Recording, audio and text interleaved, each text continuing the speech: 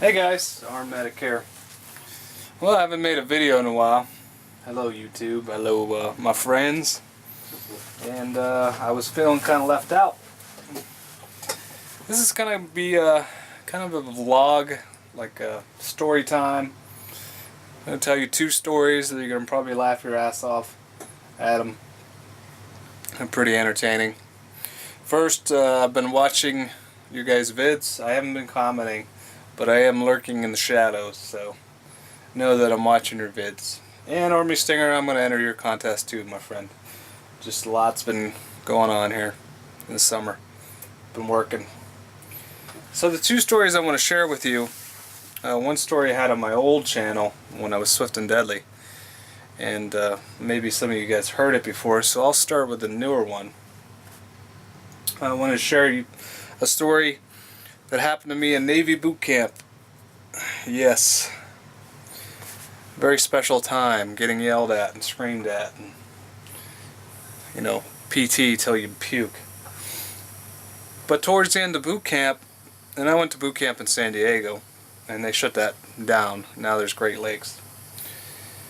I went to boot camp in San Diego, and towards the end, they have a Liberty Weekend. Now, Liberty Weekend means that you got the weekend to yourself. You can go out in town, you can stay out on town for the weekend, as long as you're back at a certain time Sunday.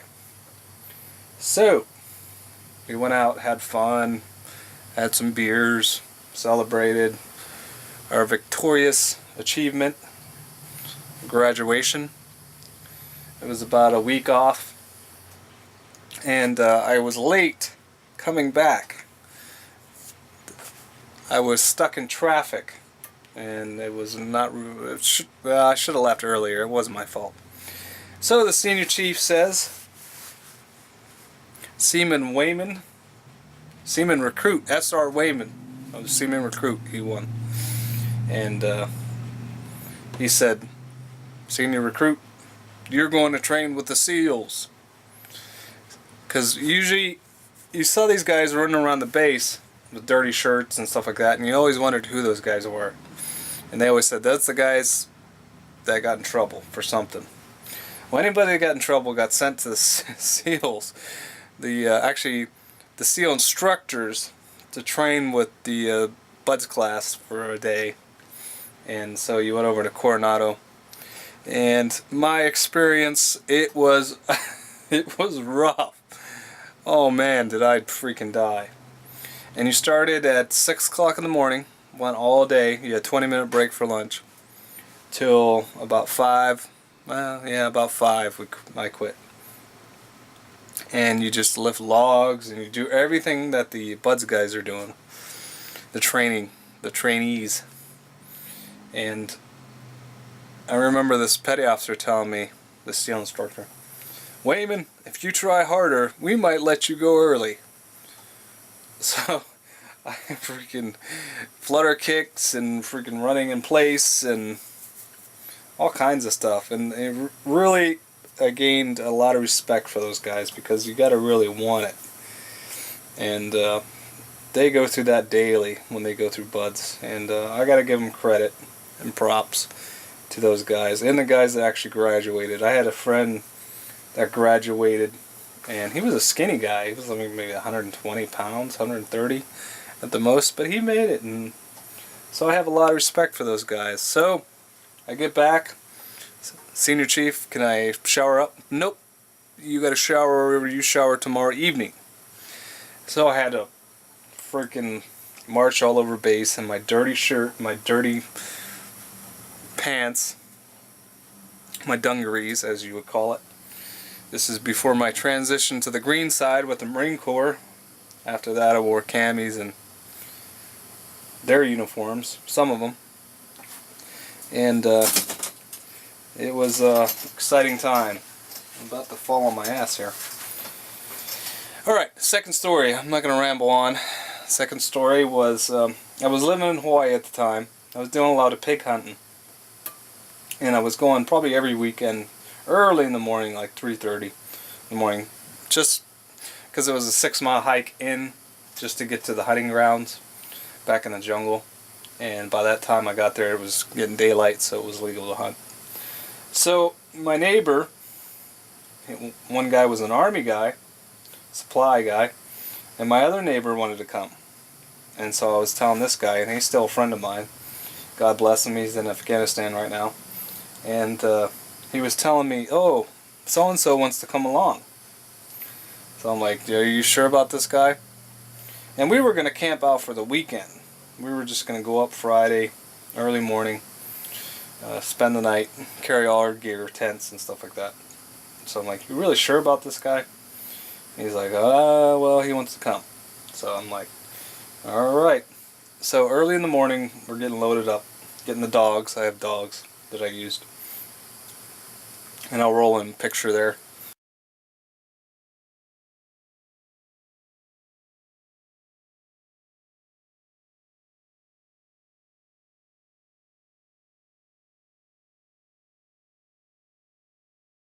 With me and the dogs, my pig hunters. And he shows up with these Gatorade bottles and this freaking fanny pack. I mean, it was like, it should have been a clue, like, hello, you know, this guy's very inexperienced, and I should have just told him to go home. So, me being the nice person I am, like, alright, well, let's head out. And so my girlfriend at the time took us up, and we started at the base of this mountain. And so there was a trail, supposedly, you know, never assume anything. There was this trail. I knew a couple trails back there, but you know, it was longer and it was steeper, so I was following this trail. First of all, it hadn't rained in a couple weeks, so it was pretty dry. And assuming again there was water up there, there's usually water up there. I was wrong. So we start hiking, and he pounds his iced tea and his Gatorade and everything, and then he starts asking us for his water. Well, I'm getting kind of concerned because usually the water sources I have seen have water in them, but they're dry. So I'm like, well, okay. We passed a puddle, and I was like, oh, I don't know if I should fill up there, because usually at the top of the mountain there's water. So I'm like, well, we'll wait till we get to the top. Little do I know, he's like dehydrating, heat exhaustion, starting to freak out like I see people. And and John, my friend from the Army guy, he's like, he's tripping. He's like, so he stopped for about an hour, set up the tent, and rested. Kind of got our bearings a little bit. Well, the trail got a little rougher, and we were actually bushwhacking. So I was like, I don't think we're going to make it by the evening time. So I said, let's turn around and go back to that puddle and get some water, and we can camp out there. Well, Mr. Neighbor starts freaking out, saying he's seeing things. He doesn't look too well, and I'm checking him out, and he's dehydrated and getting towards heat exhaustion. It was pretty hot, and so he's like, call the chopper, call for the chopper. I'm like, dude, just relax. I'm like, you got you gotta relax. You start freaking out, it's just gonna go bad. So I had my GPS with me, and we're tracking back, and he's like, I'm done, that's it. I need a helicopter. And me and John was like, just shoot him and toss him off the cliff. I was like, no, we can't do that. He was so funny that day. And so I had to call Hawaii Fire Department, and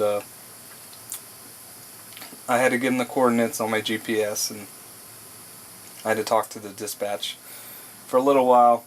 And so I got the dogs, helicopters coming in, I can see it coming in off the water there, and I'm bringing it in with my huge flashlight. He's like, tone that thing down, you're blinding us. So they actually knew where we were, so he comes in, lands right on this ridge. Like, I mean, it's loud. My dogs are like freaking out. Of course they are. I mean, they don't know what's going on. And so the dude, and this is the exact tent that I had right here. Actually, my tent fell off my pack, and he was carrying it like this. And so, as soon as that helicopter landed on that side of the cliff, which was amazing, he goes like this and starts running. Like, where is this dude going? He was like, and me and John are like, dude, that's just wrong. And he was on that chopper within seconds. And John was like, yeah, I'm kind of tired. I wanna take the chopper. I said, all right, that's fine.